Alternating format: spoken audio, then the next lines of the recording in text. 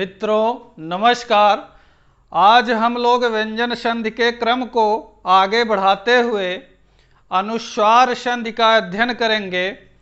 पहले हम लोग सूत्र को जानेंगे, परिभाषा को जानेंगे, तत्पश्चात उदाहरणों को देखा जाएगा। आइए जो है देखते हैं संधि को। संधि का नाम है अनुस्वार संधि। सूत्र इसका है मो अनुस्वारः। क्या है सूत्र? मो अनुस्वारः। तो जैसा कि बारंबार यही आपसे कहा जाता है, संधि का जो नाम है काम वही होगा संधि होने के बाद। आप लोग जानते हैं अनुस्वार का चिन्ह क्या होता है, यानी आपको जो शिरोरेखा के ऊपर बिंदी मिलती है इसको क्या कहा जाता है? अनुस्वार। संधि होने के बाद जब आपको ऐसा मिलेगा तो उस संधि को क्या कहा जाएगा? अनुस्वार। इसलिए संधि का नाम क्या पड़ा? अनुस्वार, यानी जो नाम है काम वही होगा। अब आइए सूत्र देखते हैं इसका। लिखा है मो अनुस्वारः।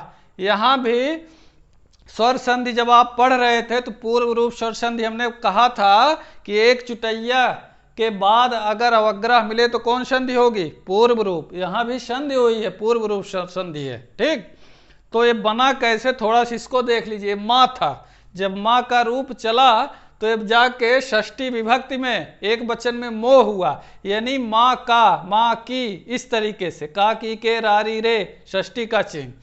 तो माँ का अनुस्वार हो जाएगा कब? माँ के बाद कोई भी व्यंजन हो यानी हल हो। ठीक, अब देखिए इसकी परिभाषा जो है, कहता है कि पद के अंत में विद्यमान माँ के बाद कोई व्यंजन हो तो माँ के स्थान पर क्या हो जाएगा? अनुस्वार।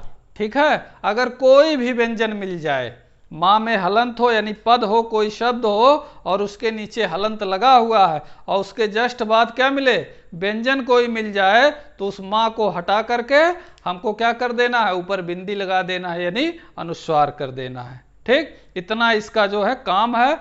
और इसको और सहज ढंग से आपको बता दें हम, एक ट्रिक लिख लीजिए, छोटी सी ट्रिक, ये हमेशा आपके लिए कारगर साबित होगी। जैसे कहा गया, यही बना लीजिएगा, ऐसे एक बॉक्स में ऐसे लिख लीजिएगा व्यंजन।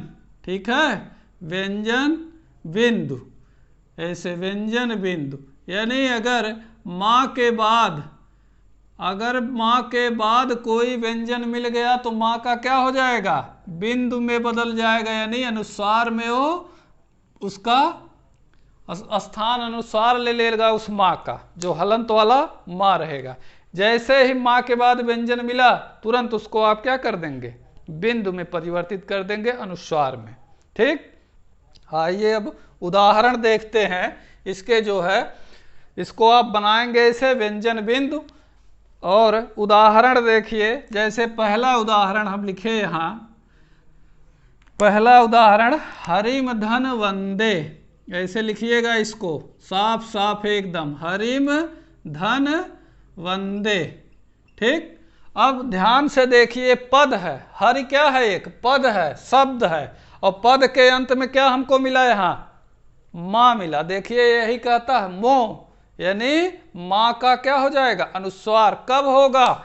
जब माँ के बाद व्यंजन। वह क्या है? हमारा व्यंजन है। ठीक, बस इसको आप जोड़ दीजिए। क्या कर देंगे? माँ को हटा देंगे यहाँ से और माँ के स्थान पे क्या हो जाएगा? अनुस्वार। इसको ऐसे अब जोड़ देंगे, हरिम, यहाँ हरिम, अब माँ के स्थान पे हो गया वंदे।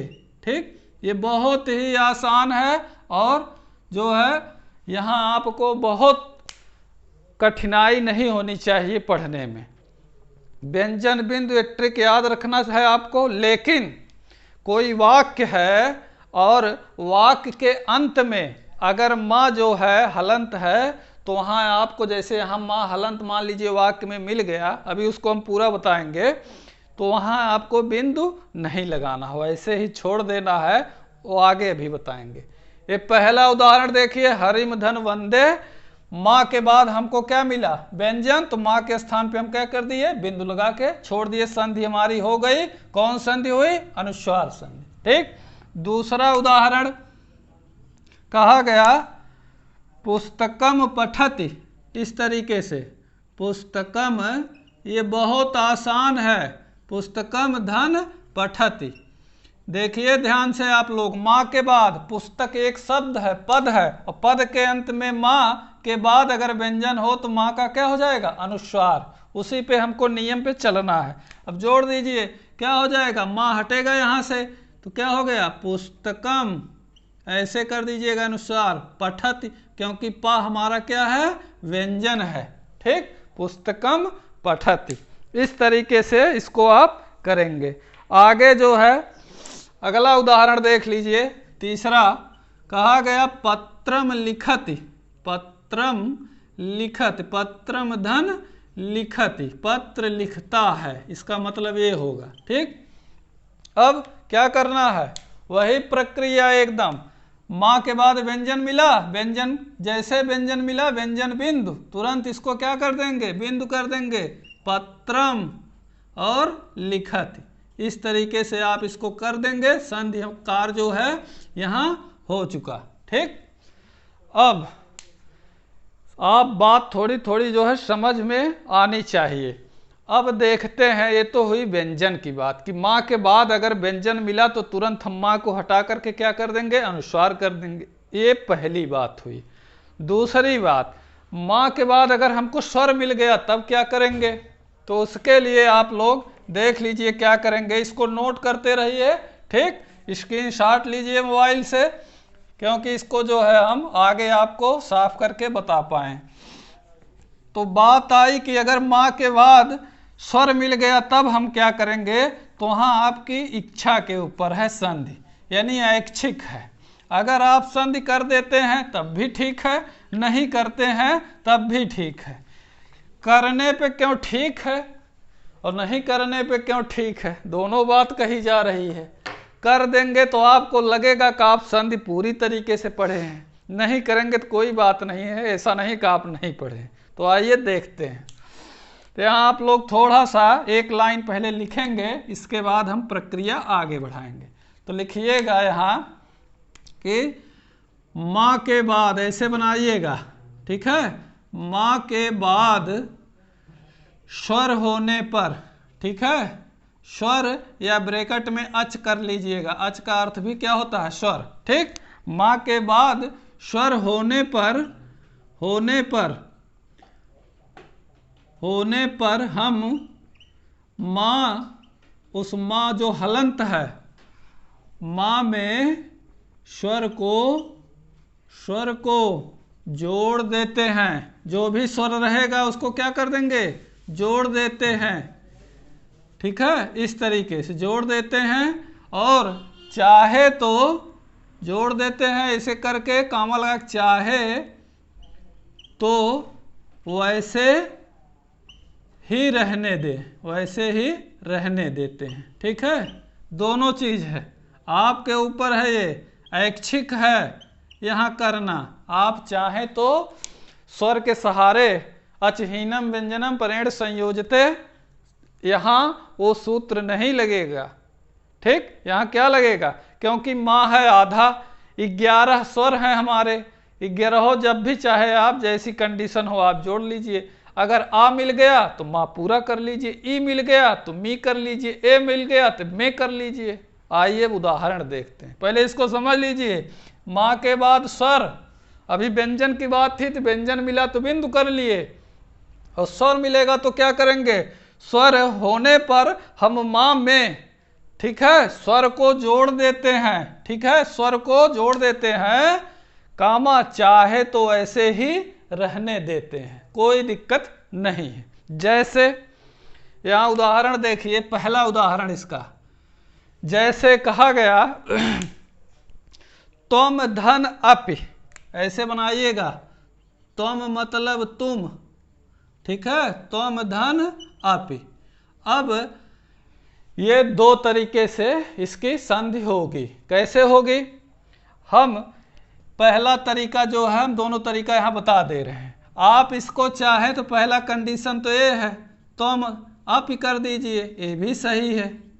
ठीक, यहाँ हम जोड़े नहीं, ये बात है। चाहे तो ऐसे ही रहने देते हैं, केवल प्लस हटा दिए, तुम अप। लेकिन हम लोग पढ़े लिखे हैं, ठीक, तो ध्यान से देखिए क्या अचहीनम व्यंजनम परेण संयोजिते, अब आपका यहाँ काम करने लगेगा। अच से हीन व्यंजन को बाद वाले स्वर से जोड़ देना चाहिए। माँ है आधा और जब आ जुड़ेगा तो माँ पूरा हो जाएगा, तो अमपि बनेगा। दूसरी कंडीशन अब देखिए, ठीक।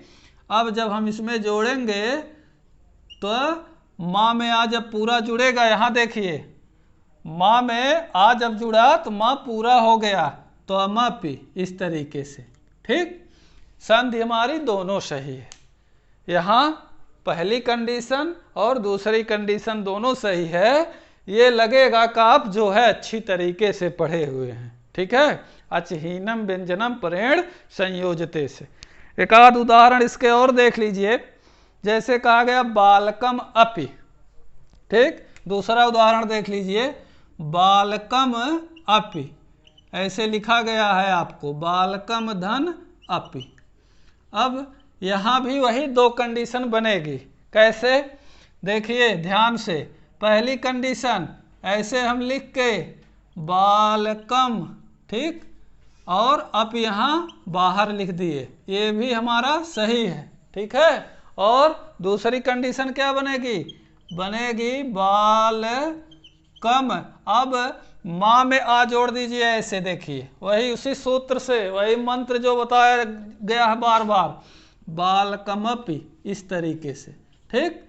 तो दोनों कंडीशन सही है। ध्यान आपको कहाँ देना है कि माँ के बाद कोई व्यंजन मिले तो माँ को हटा करके अनुस्वार कर दीजिए, बिंदु कर दीजिए, जो यहाँ लिखा है व्यंजन बिंदु। और अगर स्वर मिले तो आपके ऊपर निर्भर है, आपकी इच्छा के ऊपर है, ऐच्छिक है, चाहे तो आप जोड़ दें, चाहे तो छोड़ दें। इसको बनाइए, प्रैक्टिस करिए। मिलते हैं अगले प्रयास के साथ, तब तक के लिए धन्यवाद।